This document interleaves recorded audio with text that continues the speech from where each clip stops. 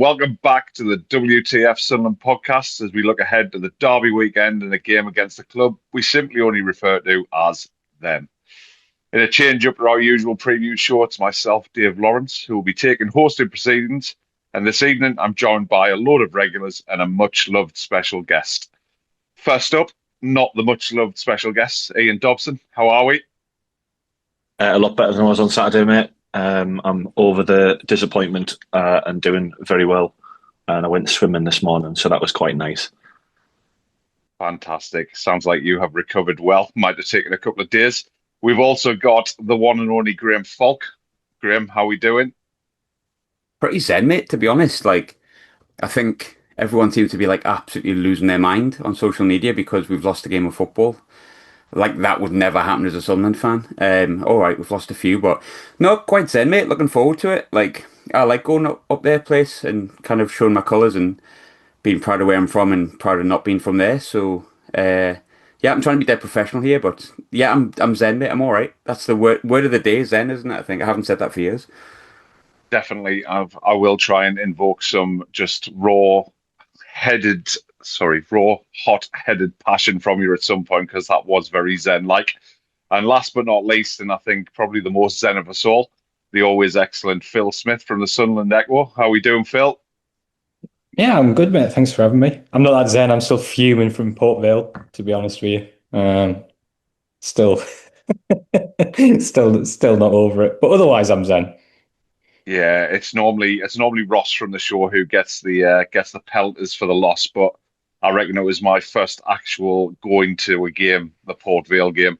So I fully take blame from everyone, and I apologise. I won't do it again. Not ever, for the record. If anyone's wondering if it's the first game you ever attended, not ever. Just this season, mate, because you live in, I don't know, Timbuktu or something, didn't you? There's something like that. Yeah, it's not far away from it. So back to the job in hand. Derby week's officially here, and with it comes nerves, a bit of excitement, a healthy dose of hatred. Phil, with you being our special guest, I'll come to you first. How are you feeling ahead of the game? We're here on a Monday night recording. What's your thoughts? How do you feel? Yeah, it's always a really, really funny week from my perspective because, I mean, you boys will be able to give your kind of view on this as fans, and I always find it's quite a funny one because nobody wants to read too much about the game because they don't want to think about it too much because it's so stressful. But then nobody wants to read about anything else because it is literally the only thing that matters. So I'm always trying to kind of find the right balance. But yeah, feeling sort of okay, really. I think, it doesn't feel like the game has come at a great time for Sunderland, to be honest. I think when you look at the injury list we've had over the last few weeks, obviously some of the concerns from the weekend, the fact that Newcastle seem to be coming through the other side of their injury issues, it feels like a really tough game at a really tough time. The other side of that is, I think over the last 2 years, Labrisse's teams, they've often been at their best at games like this, where it's not really, the onus isn't really on them to make the run in. They love defending, getting their bodies on the line. So I'm feeling okay about it. I think it doesn't feel like the best time for someone to have this game, to be brutally honest. But at the same time, Port Vale fume aside, I generally trust them to turn up and play with a lot of intensity in a game like this. So I'm okay. I think a lot will depend on the injuries. That's probably my feeling at the moment because I think that's going to be a big factor. Ian, what about you from a different point of view, not the journalist part? How you feeling? What's your thoughts? I'm not confident, but the one thing that I've tried to take a step back from the last couple of results and sort of look at we were in a similar run of form going into the last one where we hadn't won for a while, so I'm thinking no one's going to expect us to win, and it was 6 easy points at the start of the season. So they're already running at a negative balance. So I don't think there's any pressure on us. All the pressure's on them. It's at their place, and like Phil said, we love defending. If you look at the Leeds game, Alderete made about 4,000 clearances. Dan Ballard will throw himself in front of an 18-wheeler if that's what it takes. So providing Dan Ballard's fit, let's hope that we get a backs to the wall performance. And and win by lots of goals. Graham, I'll come to you next. How are you feeling about the game? I said before I was Zen, right? And this is where I get non-Zen because I've had like a smell of whiskey within the last minute since you spoke to us. But I've got really annoyed at social media in the past 2, 3 days, which is probably not a surprise because that does that to me most of the time. But I thought we were a little bit better against Brighton. It's quite clear we're lacking a little bit up front. It's quite clear we're lacking on confidence and some players are not hitting form. But Jesus, some of the things I've seen on social media and people's reactions to the upcoming game. I mean, I've tried to think of a better way to phrase that, but basically what's happened? Like, did your balls drop off? Like, we heard the sort of same thing when we got Coventry in the playoffs. And I said weeks before we even got them, like, bring me the head of them. Like, you have big challenges to come up against, and like, this is what you kind of live for as a fan. I asked for the head of Coventry. I got it in the end. I kind of want the same. And if we miss the head, at least don't like lose ours, if that makes sense. And it feels like everyone is, oh God, we're going to get hammered next week. We're going to do this next week. This is going to happen next week. Like, why bother turning up? Like, I've seen us lose 5-1 there. I've felt that pain of it, which was awful. I've seen us win there in the best fashion numerous times. And so have the people listening to this, I would assume. But I've never ever gone to St James's Park with like fear or trepidation or without fight. And I don't really think I've seen many Sunderland teams go there without it either. The boys have struggled for a few weeks. It's quite clear as like we could go through each thing that's been going on the past few weeks and why some of us might feel a little bit underconfident. I'm sure we will do in this podcast, but I think Regis and I think the players deserve a little bit more backing in terms of what they've given us over the past 2 years in terms of bouncing back and showing some kind of fight, showing some balls, showing some grit, showing some determination. But one thing I won't stand for, and like, look, everyone's their own person, but I won't stand for going to St James's Park with fear. I'm sorry, I just won't. And I mean that from a fan base. Stop tweeting about, oh my God, this might happen, that might happen. We've been there and got beat. We've lost before. Keep your heads, like, back them at the end of the day. Like, they're going to need us as much as we need them going into this game. So, like, toughen up your core, stick your chest out.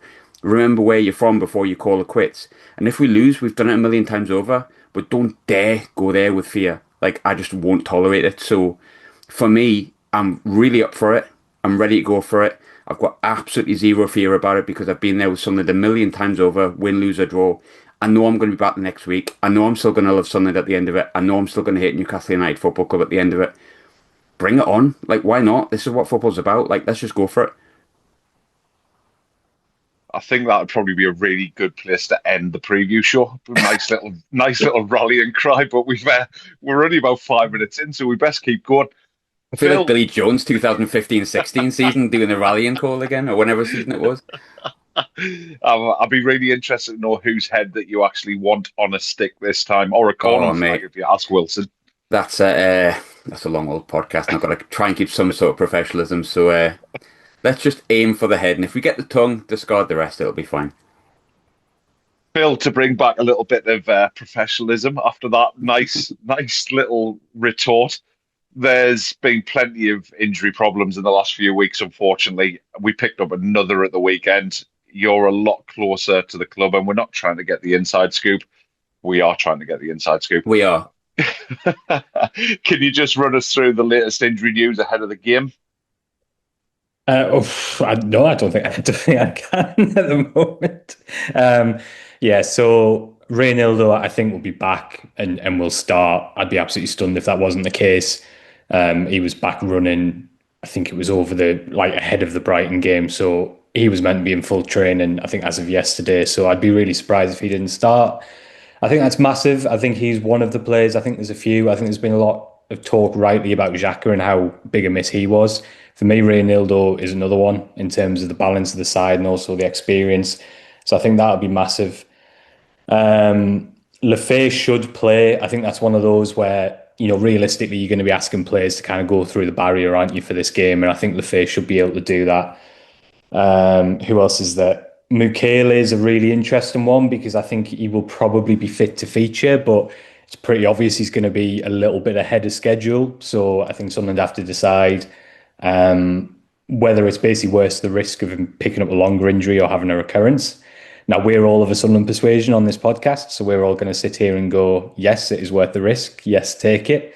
And it'll be interesting, obviously, to see how Sunderland see it. But that, again, is a massive call because for me, like, Mukele has been every inch as big a miss as Xhaka was. I think in terms of defensively, defending set pieces, but also actually attacking. We've had a lot of debates, haven't we, about the attacking threat in recent weeks, and fairly so, but I think Mukele has been a massive absence.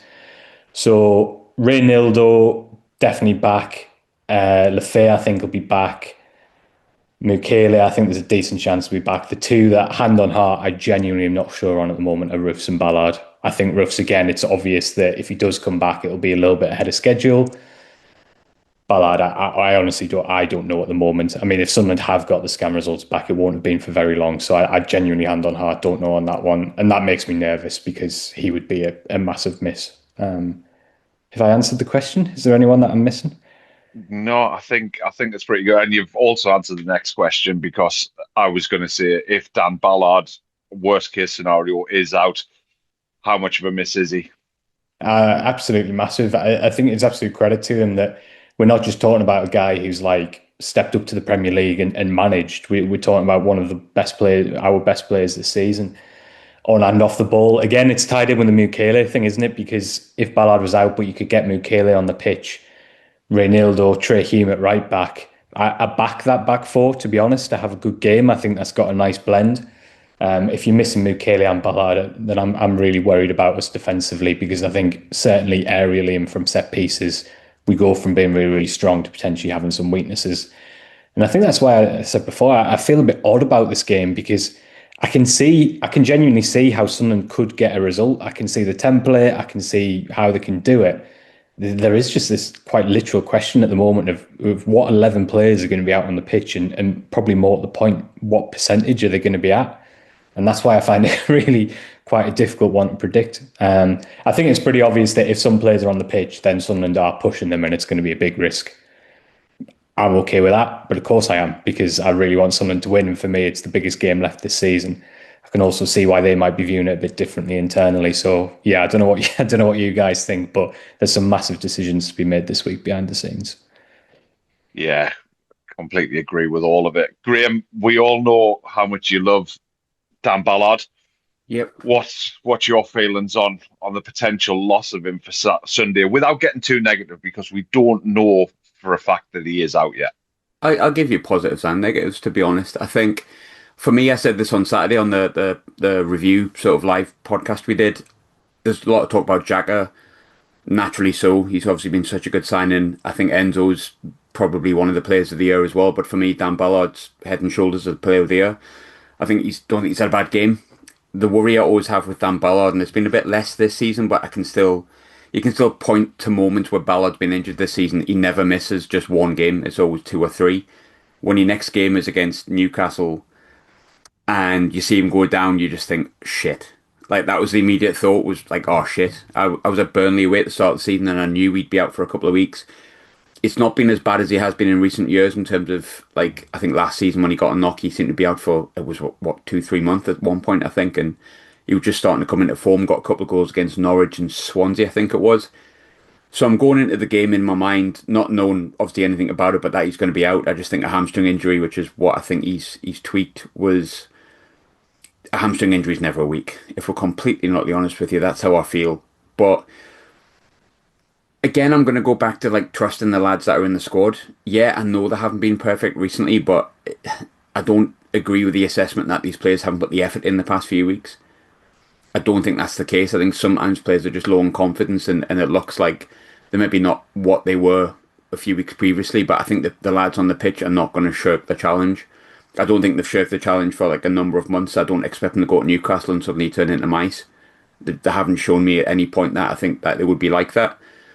So if Ballard's not fit, there's players there that come in and step in and step up, hopefully, and do the job. I think I go back to a game in 2014, which was a really, really lovely day at St James's Park. Like, it was super lovely to the point where like the highlights are still watched quite a bit.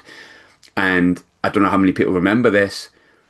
I can't quite remember who was injured. I want to say it was Virginia, I think, or someone like that. But we had to shuffle the back four around where John O'Shea was playing at right back, and I think Sebastian Coates came in at centre half alongside Wes Brown.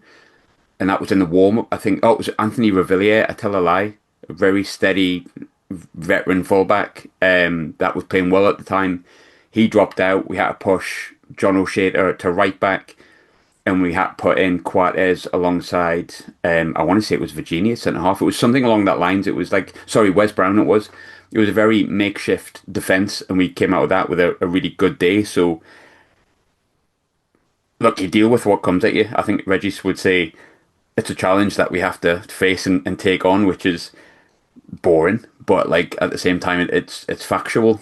There's also the point that we had Johnny Evans and Phil Barsley dropped out the squad a few years ago, quite a few years ago now, when we got beat 2-0 at St James's. They were like late pullouts, and Danny Higginbottom came in, and I was actually talking to Danny Higginbottom about that the other day, and he was saying like it is difficult. He didn't want to make any excuses for it, but he's like it is difficult when you kind of going in sort of a day before the game, you're finding out you're starting this massive game. So there's also that as well. But I do think that the players that are going to be on the pitch, be that Nordy coming into centre half and kind of what Phil alluded to before, Hume, Ronaldo, and then Nordy and Alderete at the back. If that's a defence, that's a defence. I think even if it's Luke O'Nien, and I know people are going to panic if it's Luke O'Nien, which I don't subscribe to.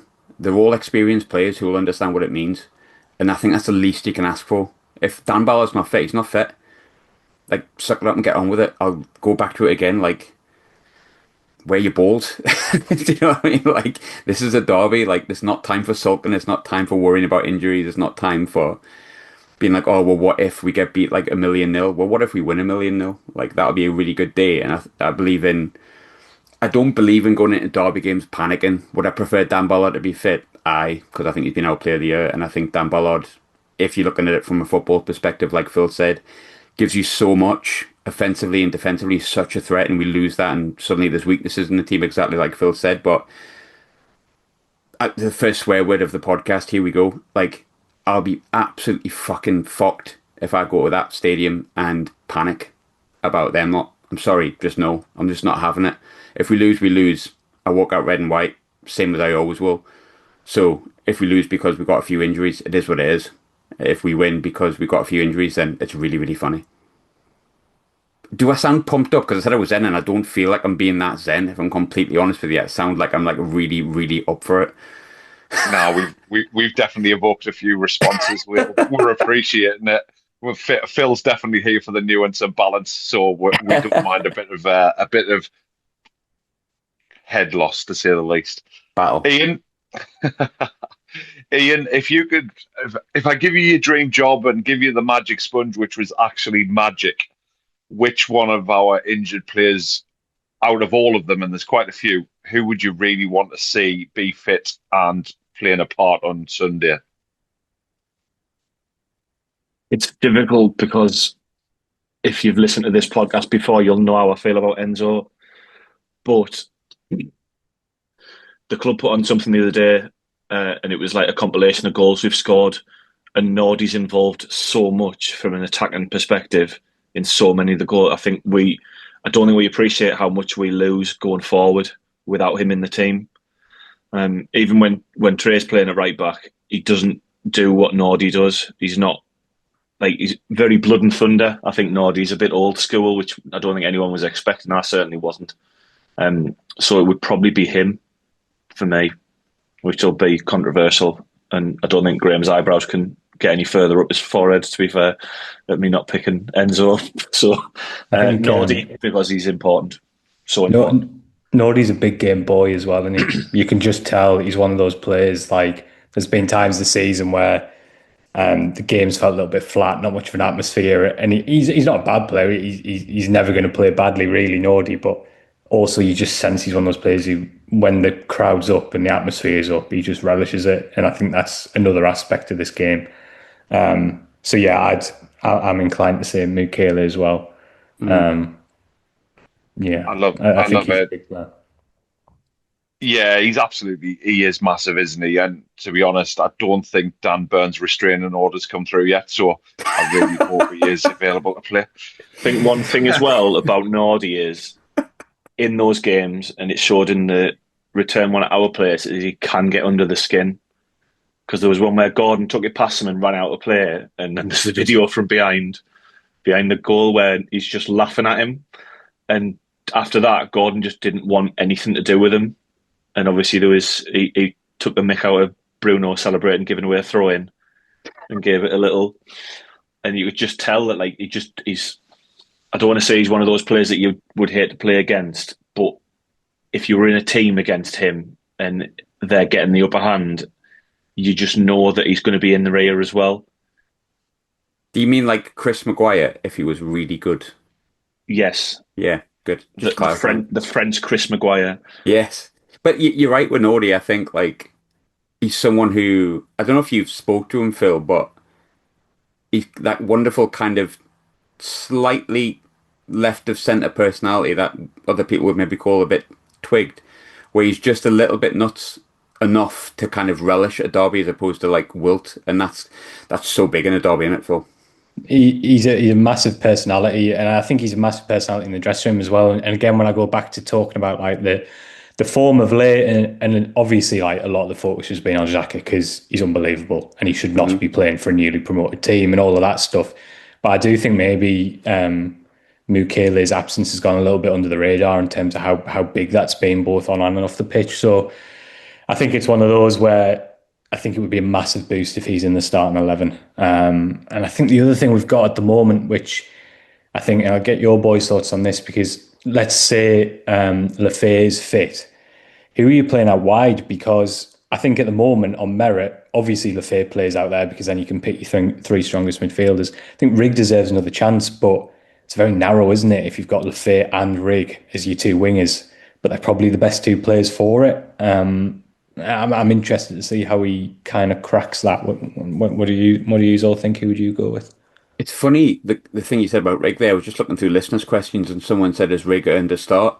And I was thinking about it really here with Riggy because I think it's been a difficult season for him. I think it's to be expected. Like, I think if we thought he'd just step up to the Premier League and be like Jude Bellingham, if he'd stayed at Birmingham and went up, I think we're probably kidding ourselves. I think he probably has a bit of learning to do, and that's not a negative towards Chris Rigg. He's 18, like he was 16 yesterday. I felt like it was only yesterday he was scoring that goal against Southampton.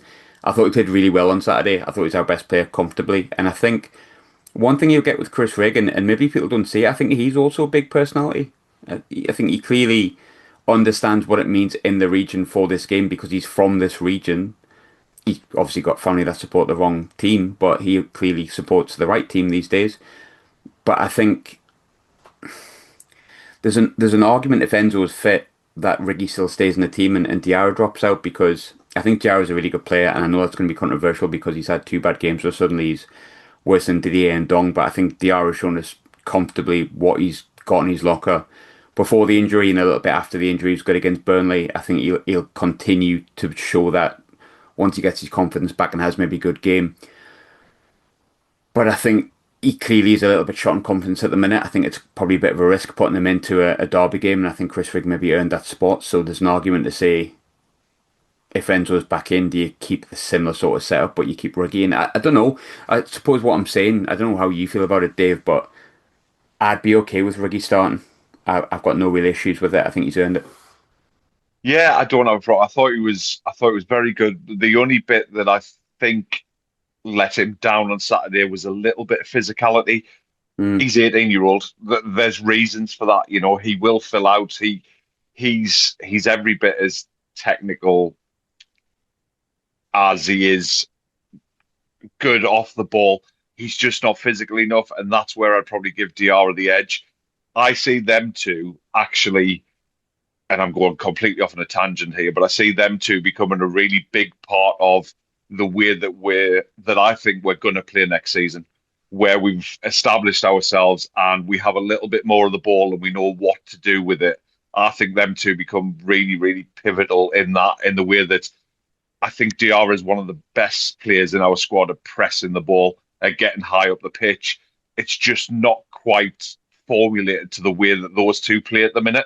And I think they will become integral parts. For the game on Sunday, I wouldn't have a problem with either of them. But I think, yes, on merit and in the bank, I would probably pick Rig over him slightly, and I'd probably bring Lafay in and give Diarra the breather. But again, it would be nice to have that little bit of depth off the bench, because looking at the bench on Saturday, that was a little bit of a worry. So it would be nice to have a little bit of a stronger bench on Sunday, that's for sure. Yeah, definitely. And I think someone touched on one of the other questions just before I forget, because we're on the subject anyway, was about does Diarra and Siddiqui affect our creativity? I think if you're basing that on Saturday, and I know maybe you're not, but if you're basing that on Saturday, I think once you got Enzo in there alongside like Siddiqui or Diarra, Xhaka and Enzo, I think it kind of sorts itself out. I think Siddiqui and Diarra are really good players. I know it's going to be controversial, but I think I'm not going to write Diarra off at all. I think just at the minute, maybe I'd probably pick Rig, given the choice, but I suppose we're going around in circles a bit here. I trust anyone who's on the pitch. Like, I've got no reason to not trust them, and I know that might be controversial because we've lost a couple of games, but I think the boys have got plenty of credit in the bank, and I'm going to back them either way, so. Yeah, definitely. Phil, there was meant to be two parts of this question, but I'm going to go slightly off script just based on talking about Nordy and Granit Xhaka. So my first part, I'll do them individually, but my first part, Phil, you've got a nightclub in Newcastle and you need two Sunderland players as your doorman once they finish their footballing career. Who are you picking? Who's your two doormen from the current Sunderland squad? Oh, yeah. Nordy is definitely one of them. And I think the other one's going to be Alderete. That is just if that man tells me to go home, I'm going home. Um, I don't even think he would need to tell me to go home. I think he would just have to look at me in a way that sort of implied that it wasn't my night, and I think I'd be in the taxi. There's quite a few of them, to be fair. Yeah, I think I'm going to go Nordi. Definitely, Alderete is probably my number one. Actually, that's just a guy who, yeah, that's just a guy whose word I'm taking immediately. Yeah. I think there's a few of them, and to be honest, I have gone enough just to entertain myself here with this question, but I really want to know Ian's answer to this as well.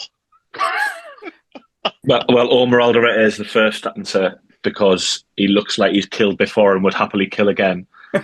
He's just got that look in his eye. But also, I think Brian Brobby would be a pretty decent shout because no one's going to force the way past him.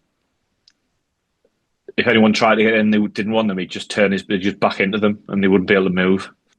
So Alderete, because he's got that look in his eye, he wouldn't, like Phil said, he wouldn't need to say anything. He would just he's got the crazy sort of South American eyes, and then Does Robbie.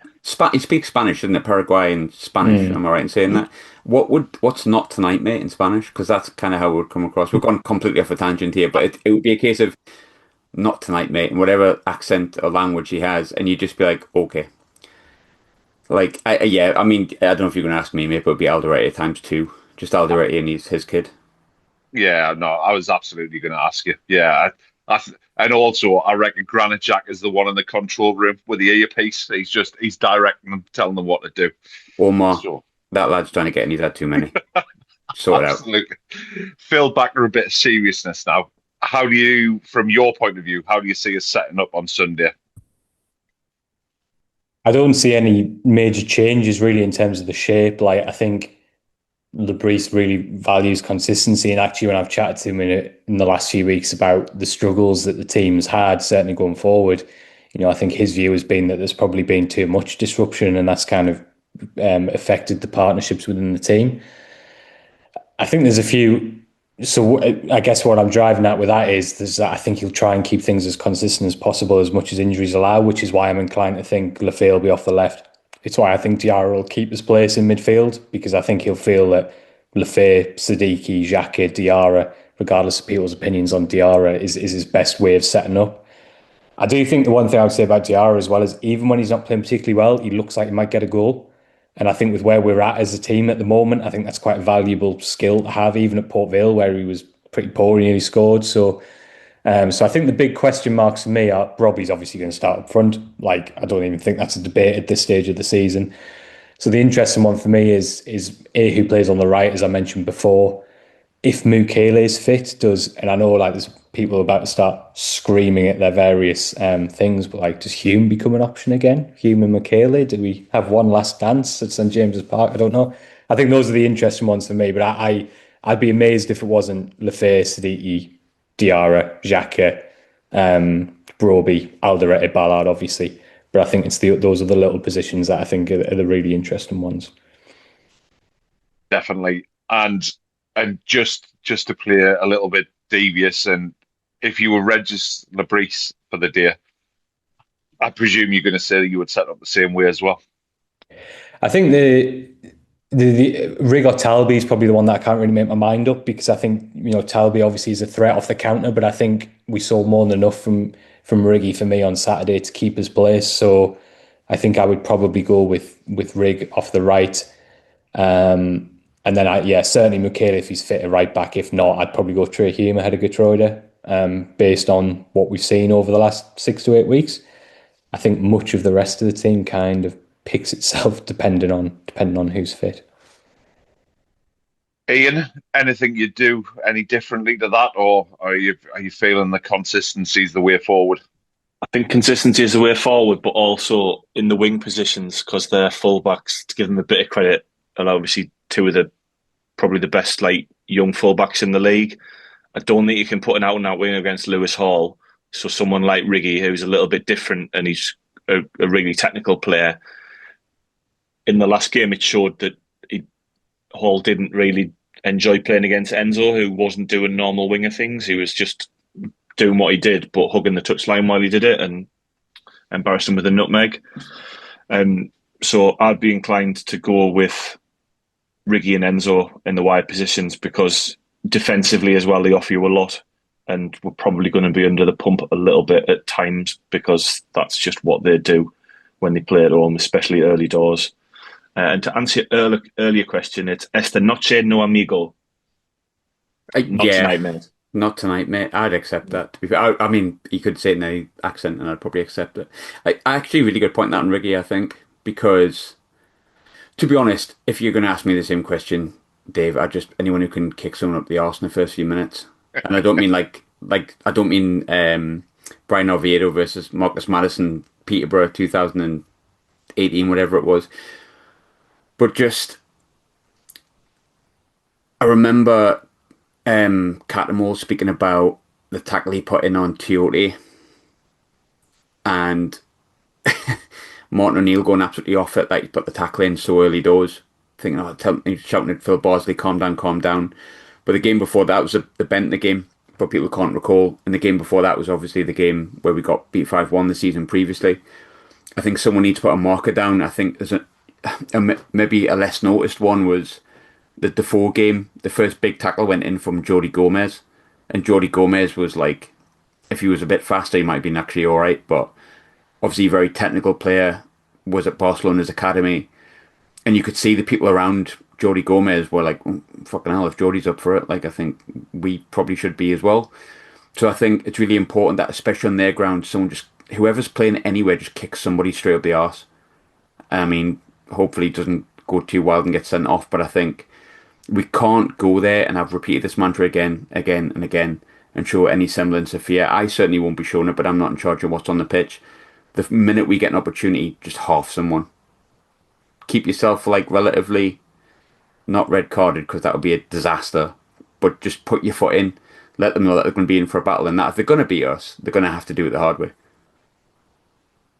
Yeah, I think that's absolutely spot on, and I was going to ask you where you see the game being won and lost, but I think you've certainly alluded to the start of your answer with that anyway. I thought the midfield in the first game, and it wasn't really, because our midfield was just better than theirs, and theirs was apparently the best in the world. And I thought ours were much better that day, and I think the experience and the energy and the nous of like Siddiqui and Xhaka that day were just like comfortably better, and those players just didn't fancy it. They bottled it, and they know it. Do I think they'll bottle it again? Probably not. They shouldn't do. I'd be going absolutely tonto if I was a Newcastle fan and they put in a performance like that in their midfield. So I'm inclined to say yeah again, potentially through the midfield. But I think the way both teams play, do I think we'll sit back a bit? I think probably it makes sense to not sit back the whole game, but I think there'll be points when we do need to sit back and soak up the pressure, which is what we've done very well for the majority of the season. Which means that essentially, if they're just having the ball and passing it like diags, like right, left, and not diags, like short passes, like to the right and to the left and back to the centre half, then essentially the game's going to be won by the quality of the ball that comes into the box. So I think Ian attested to before, like I hate them, but I'm not going to like tell lies and say that I don't think Lewis Hall, and I think it'll probably be Livermental because of Kieran Trippier, Ringo having a calf injury or something like that. So I think potentially it depends on how well them two play. I think if you shut them two down, you shut down a lot of their offensive play and two really good players. And Lewis Hall's obviously in a lot of good form. So when I was talking about kicking someone up the arse before, I specifically meant kick Lewis Hall up the arse because he's got a shit haircut and he deserves a kick up the arse.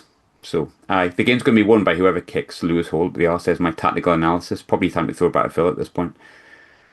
To be honest, I thought you were going to continue with the Barcelona youth theme and say that we're probably going to lose the game based on the fact that we haven't got Ian Paveda in the squad anymore. Clearly not. What a mess. Phil, you speak to Regis quite a lot, and clearly there's a bit of frustration of how the team are playing at the moment.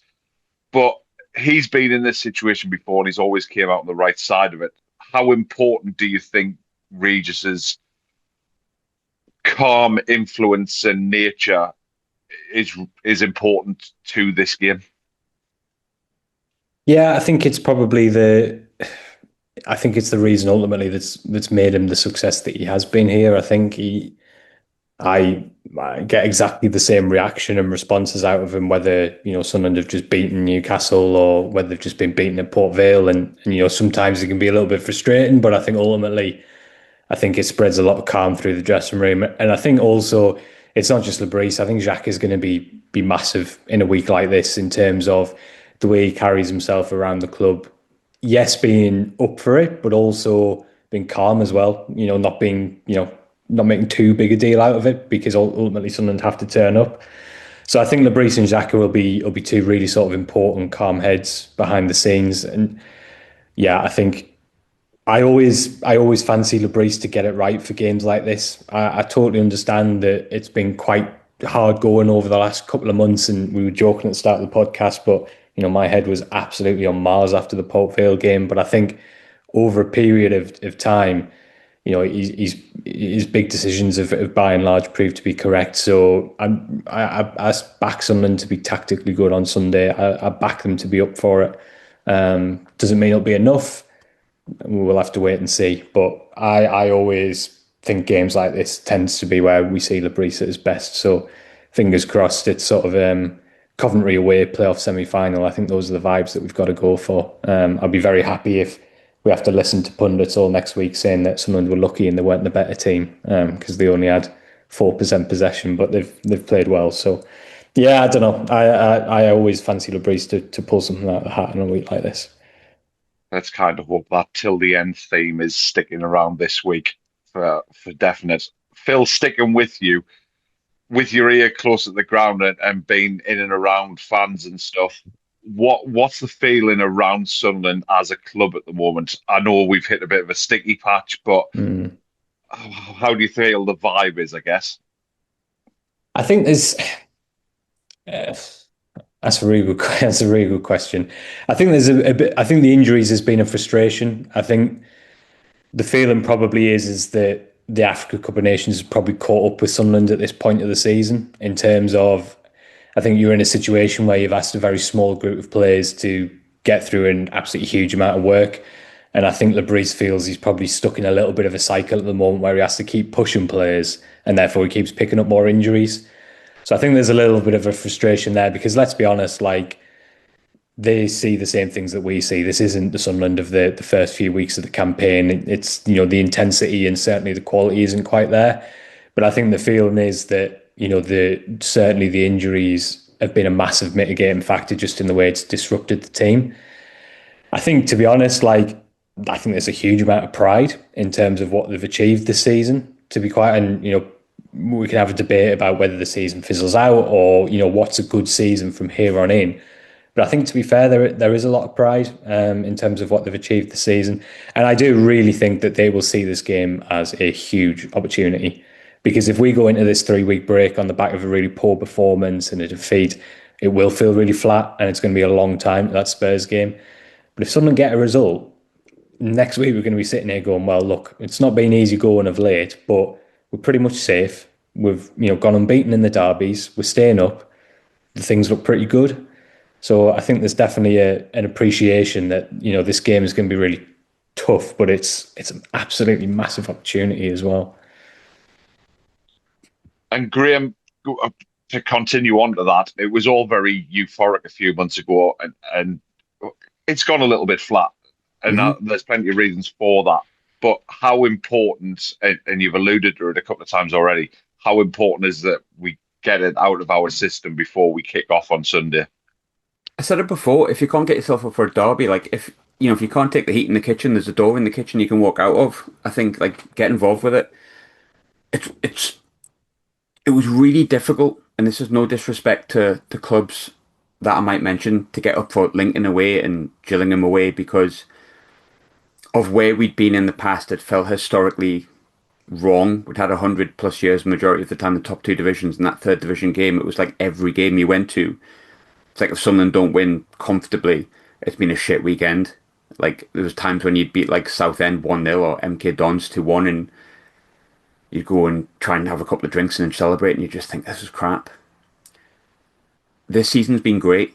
The last week's been a bit sticky. Yeah, they have, but I've also enjoyed going down to Leeds and seeing us beat Leeds. That was a good laugh. I really enjoyed that, and it's a really tough place to go. So this team has proved in the past few weeks that they can get results with the numbers down at difficult places to go and succeed. So it's not like there's no evidence that over the past 3 months we've done nothing. And I know there'll be people that disagree with it and stuff like that, but I'm kind of, my love for Sunderland, I don't think it's any secret, has come from the fact that it's similar to most people. I went to the match with my dad, I met my dad's mates, I had a community and people that wanted the same thing as me, and I loved that. It wasn't always about winning, but I just liked being around people that wanted the same thing. And I think the most pure I've felt that has been the start of this season. I felt like everyone's on the same page, everyone wanted the same thing.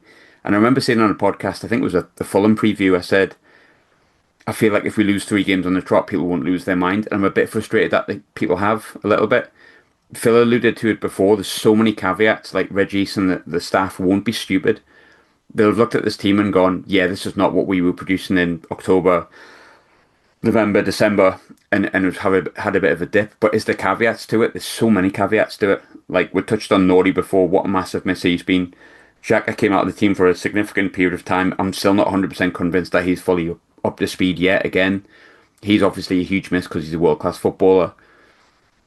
I feel like at the minute we're trying to find certain reasons for why things have got fell apart, when in reality it's just we've had a lot of injuries and we've had a difficult run of games and we've had some results that have gone the wrong way. But in between those games where for every Brighton there's been a Leeds away, and it wasn't that long ago we were beating teams that are getting results against teams like City and Arsenal. Hopefully a couple of these players will be back.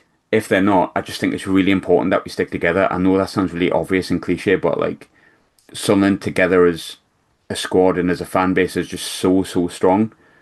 And I've never felt it stronger than this season. I've never felt I'll be honest, I've never felt the love for my football club between sort of the playoffs and up to maybe Christmas time ever in my life, and I include Phillips and Quinn in those sort of eras of time. I've never felt so united and kind of had such a strong belief in the team. And if there's anything that's frustrating me at the moment, it's not the results. It's the fact that feeling's not there, and I want it back so badly. But if there's ever a time to get it back and kind of just go, you know what, we've got these injuries. Yeah, we're not playing well. Yeah, our backs are going to be against the wall. Yeah, this is going to be difficult. If there's ever a time to be but so fucking what? And pardon my French, it's now. You're in their backyard. I've said it so many times in this podcast. Don't you dare show any level of fear. They might beat us, but you're still Sunderland at the end of it, and you'll never change that. Never be ashamed of it. Go into that game with your chest out, and together we might get something. And if we do, God, it's going to be a good day. I mean, I remember one time I didn't get home to Glasgow till about 2 in the morning and had to pay about 200 quid for a taxi. My partner at the time wasn't very happy with that, but would I change it? No, I would not. There's a solid chance that that might happen again. There's a chance it might not. But you know what I'll do? I'll just go home and I'll just sulk about it for a bit. Then the next week I'll put a red and white shirt on. I'll go to the game. Like, be proud of where you're from. Don't go into their backyard and not be proud of it. If we lose, we lose. If we win, we win. Like, at the end of the day, we're just better when we're stronger. So I don't know if I've gone too deep on that. I don't know if the whiskey's really hit. But I just want us to go there with like our chest out. And I think if we're all together, then our chests swell a little bit more, don't they? Disclaimer: this preview show is either going to make people very, very calm or very, very nervous. Maybe. Ian, yeah, well, for me, we all know that we're on a similar vibe. Just making me want to get involved a little bit more, if I'm quite honest with you. It's just football, mate, at the end of the day, innit? And I know that's not a good thing to say in a football podcast when you're trying to showcase, like, listen to the podcast, not like we're like that type, but let's pretend we are. It's just football, man. Just enjoy it. Like, it's better than being in League One, and that's no disrespect to teams in League One, but that wasn't fun for us. It was pressure every week, and you couldn't enjoy even the biggest of wins because it was against, again, I'm really sorry to the team I'm going to mention, but like Cheltenham, just the first team that came to my head that we beat 5-0. You couldn't get that excited because it felt like that's what we were meant to do. And when we didn't do it, it was like, well, this is shit. At least in this is where I feel we should be. And I just think there's been worse days, man. It's been worse days. For sure, absolutely. Ian, what do you see, going back to the tactical side of things a little bit? You've already mentioned Lewis Hall earlier. What do you see the key individual battles? Obviously, you've got to take into account we're predicting a team and injuries, but who do you see as the key matchups on the pitch on Sunday? Well, there was obviously a lot of chat earlier in the season when Xhaka came back of him and Joe Linton sort of going toe to toe. I think that'll be a big one. I don't think the occasion will get to Xhaka, but I think it potentially could get to Joe Linton because he's a bit of a hothead and doesn't like things when they aren't going his way. So if we can frustrate them, that could play into our hands a little bit. And I think Robbie, who was playing centre half against him, you need to make it the worst afternoon or worst Sunday lunchtime they've ever had. Just be horrible and just make things awful, and they won't like it because they like to think of themselves as like a footballing side when there's a lot of blood and thunder there. But a lot of the time, if you get them, if you do wind them up, they're all fat and they shit. So it's just make the game as horrible, make it like the Leeds game, and they won't have fun with it at all. So Xhaka in the middle of the park, and I think as far as the legs in midfield go, I think Sadiki and Tonali. If Tonali decides to play in this one, if he decides to turn up, because he didn't bother at the Stadium of Light back in December, so yeah, probably those. Nice, Graham. Looking at the opposition, they've got a pretty big game, I guess, through the midweek away at Barcelona. Does that even matter in a game like this, or do you reckon form, fatigue, and everything that goes with it goes out the window when you come to a time where you're Derby? It's interesting that you said that a big game. I never really noticed until it told me a million times on Twitter. But no, I don't think it does, to be honest. I would like to think they go to like get a million different injuries and they get 7 players injured that are going to be out for the weekend and they're really struggling and suddenly they crap themselves. But they'll go in with the arrogance that they always have. And I think they'll go into it thinking they can absolutely hammer us with that arrogance that they're the biggest club in the world because they're already talking about how the biggest game is against Barcelona and stuff like that. And look, it's a big game, isn't it? So, of course, it's Barcelona, probably the second biggest club in the world. So, like, I'm not going to deny them that. It is a big game, and the Champions League's significantly more interesting than a run-of-the-mill league game. I'm not going to deny that and kind of pander to the rivalry and say it isn't. But when it comes to Sunday, like, that's when it matters, regardless of what the result is on whenever they play, Wednesday or something, I think it is. But I don't know. I don't think it does. I think I touched on it before. Like, we need to be prepared for it because if you think that Newcastle as a fan base and as a team don't remember what happened in December and are more fired up from it, and that gives them a bit more like if they are fatigued or they do get beat or they have played more games or do get injuries, they're still going to be fired up by that. We took the piss. Like they should be fired up by it. I think if they're not fired up for it, then I'd worry about their football club because this derby is the biggest in England for my liking.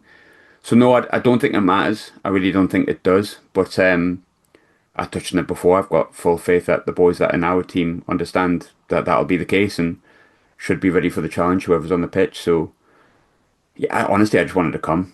I just want Sunday to come and just get on with it. And Ian, would you say you're largely in agreement with Graham's analysis of that, or do you think there is some importance of them having a game on Wednesday night? What they do doesn't matter to me, if I'm brutally honest. Like, I couldn't give two shits what Newcastle United do. Sorry for swearing. And I was talking about when I said Newcastle United, not when I said shit. Um, like, all it is, if it does go badly for them on Sunday, is they're already getting their excuses up to say they had a bigger game a few days beforehand anyway. Like, that's just what they do.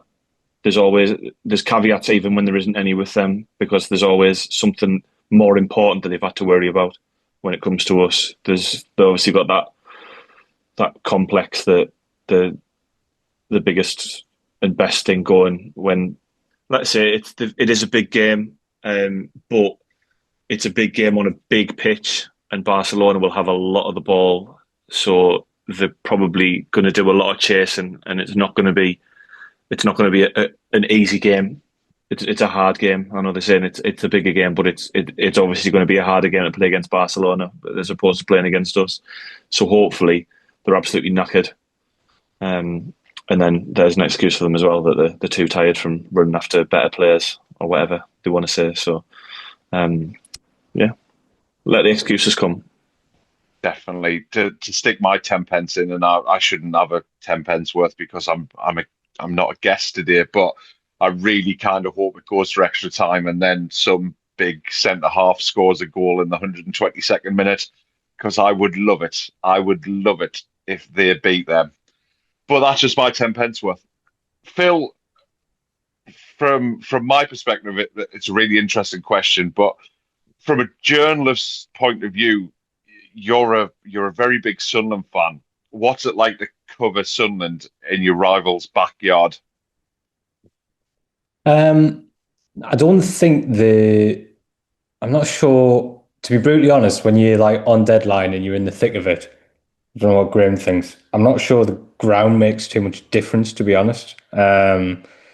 It's so draining trying to concentrate and keep on top of everything and sort of stay focused that I'm not actually sure how aware of your surroundings are, if that makes sense. So it's an incredibly long and draining day. I imagine it's the same for Graham when he covers Old Firm days. But the one in December was one of the absolute best days I've had in the job. Right up there with the Wembley wins for me. To be able to like experience it and then to sort of kind of reflect on it a bit when I got home, especially after what happened in the FA Cup game, was just absolutely unbelievable. So yeah, I think you're so in the zone when you're there. It's probably not until you actually kind of come away from it that you're able to reflect on it a little bit. They're stressful days. There's absolutely no two ways about it, but very, very rewarding ones as well.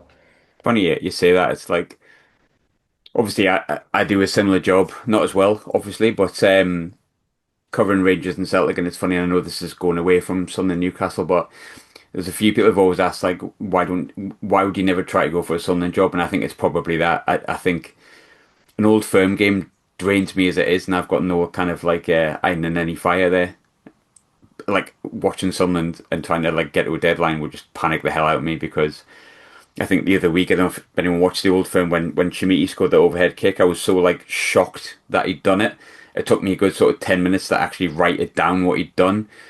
I think if it was a Sunderland player that did something like that in a derby game, I don't quite know how I hold myself. I think I did one Sunderland game in the media zone, and it was Fleetwood at home just before COVID when Max Power scored in the 97th minute, and me and Nick Barnes went absolutely tonto, and I realised at that point that I couldn't do it because the Fleetwood head of comms was busy screaming at me, "You've got to stay professional, you've got to stay professional," and I didn't stay professional in the slightest. Neither did Nick Barnes, to be fair, but we all love Nick, don't we? But yeah, to be honest, Dave, I don't. Fair play to Phil, because if we scored at St James's, I would be arse over laptop. That's where I would be. So fair play. And Phil, I guess this is quite a nice question because you'll get to look back and you get to reflect on it and things like that. What are your absolute standout best memories of Sunderland at St James's Park? Oh, and my favourite one would have to be David Vaughan. Just for like the combination of how good the goal was, but also how unexpected it was. I think that for me will be almost impossible to top. What would everyone else's be? That's the one that jumps straight to the top of my head. David Vaughan, yeah, like 100%. I think a lot of people talk about the 1-0 win the last minute, and clearly that was like euphoric and that was great, and I was in the away end for that. But I think when David Vaughan hit it, the best part is he's offside. That's the best part about it. Like, VAR would have ruled that off these days, and if anyone wants an argument against VAR, there it is. But I remember, I'll never forget it. I wish I knew the guy's name. I wish I could kind of give him a shout out, and I don't think he'll even remember. But there was a guy next to me the whole game, dead quiet, celebrated the goals, very rarely spoke. The only time I heard him speak was when the ball landed at David Vaughan's feet, and he went, "Shoot!" And as like he hit it and it went in the top corner, and pandemonium kind of ensued. I can't even explain it, and I wish we should. This is the one time I wish we did a video podcast rather than just an audio one. He kind of did this like shuffle and his feet, and look, the lad was about 25, 30 stone. He wasn't a small boy. He did this sort of shuffle where he just had the biggest beam and smile, hugged us, kissed us, and then was like, I can't believe David Vaughan's just done that like 10 minutes later. But it was that sort of 15 minutes of just having a laugh afterwards, and just like for once, it was the first big win. I mean, Phil, me and you, I think about the same age. I think I might be a bit older than you, but it was the first big win at that ground where I think as an adult I enjoyed it. The Phillips wins and the 2-1s. I was a kid. I was at school. You didn't really go to the games then away from home. You went to the home games, and then it was the first big win where I think as a Sunderland fan born in '86, growing up in the '90s, you kind of got used to them being a better team because they were a good team in the '90s and won fuck all. But like when that goal went in, it was kind of a moment of like, you know what, screw you. Like, we've enjoyed today, and we've scored 3 absolute pearlers. And David Vaughan, who used to play for Crewe, has just banged one in the top corner, and your goalkeeper's not moved. Like, enjoy that. Like just chew on that. And it was a really big moment for me supporting Sunderland. So yeah, David Vaughan, I absolutely loved that goal. I thought it was class. One of my favourite moments of all time. The other one I would put in there would be Alex Bass, Hand of Cod. That undercut, yeah. The Because it under was funny. 21s. Just funny, wasn't it? That was really funny because obviously it was like, oh my God, Alex Bass scored, equalised. That's really funny. And then you realise that it was literally an absolute Maradona-esque handball. So that one was really good. And he then went down the other end and made an unbelievable save as well before full time. That was like one of the funniest 5 minutes I've had in the job. Just like, yeah, just completely ridiculous. And they were like 30 Sunderland fans up in the gods as well. Just go like, I just thought what a night out that is. Like, yeah, so that was an underrated one, but I'll chuck that one in as well. Absolute shout out to Alex Bass as well. What a lovely fella, by the way. Ian? Really nice guy, Alex Bass, yeah. Mine is probably back in the day where you couldn't get tickets. There was no tickets. There was no away fans at those. Was just the Kevin Phillips. Well, to be fair, it's one of the either or for me. I probably have a little bit more towards the Kevin Phillips one because it was absolutely hammering it down. And when the game finished, I was at the beam back at the Stadium of Light, and me, my dad, and my brother just danced our way over the Weymouth Bridge on the way back to the car because when the game finished, Travis's hit "Why Does It Always Rain on Me" played over the tannoy, and they just played, and it was like, yeah, that's perfect.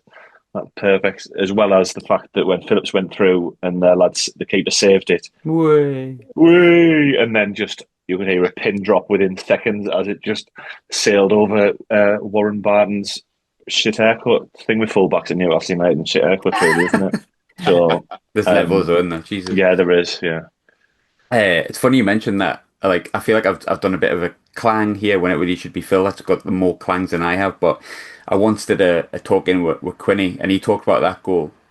And like, obviously, while I was just gazing into his like eyes and telling him he was a wonderful, fantastic Irishman, he said, if you watch the highlights back, and it's funny because I think this all the time now when I watch it. He says I'm shouting at him, cross it. When Tommy Wright saves it, he's like, I'm shouting at Philip. He's like, Kev, cross it, cross it. And he said you can see in my face when he kind of decides to go, no, I'll just put it in. He goes, no, yeah, you don't need to cross it. It's fine. It's fine. God, what a football player. But yeah, great memories. I've got another. My other one is from the same game. Is actually probably my favourite was Kevin Ball hitting the crossbar with a tackle from the halfway line, because it was big hard Duncan Ferguson who completely bottled it when he saw it was Bally coming towards him. And even Tommy Sorensen just stood and just kind of went. You could just see everyone in the Sunderland team.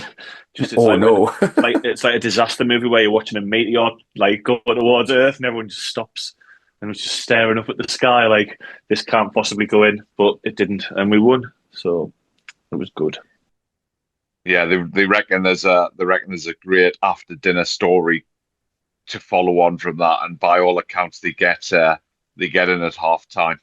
And assistant gaffers like, Bally, you idiot, what you doing? Absolutely. Full time. It was near the end, it was near the end. Is it? And yeah, and keeper just puts his out and goes, don't worry, I had it covered. Absolutely, absolute scenes. Easy to do when you know the result. Another underrated moment before we move on really quickly, because we need to finish this, because now we're just rambling at this point. But everyone misses before that Phillips goal, the absolute thunder bastard of a tackle that Chris Macon puts in on Shearer, and they're still kind of battling each other on kind of the just outside the 18-yard box as Phillips has put it in. But if you watch it, Shearer tries to hold it up, McCann's behind him, and Macon just absolutely takes him out. Like, it's a proper 2-footer, wins the ball back.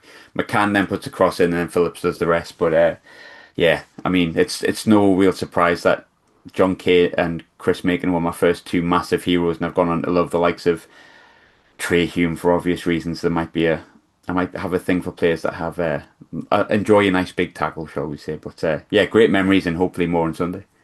Absolutely. I guess we'll end on a controversial question, because I'm not sure how many people want to answer it other than you, Graham. But Graham, we'll go at you first. Score prediction?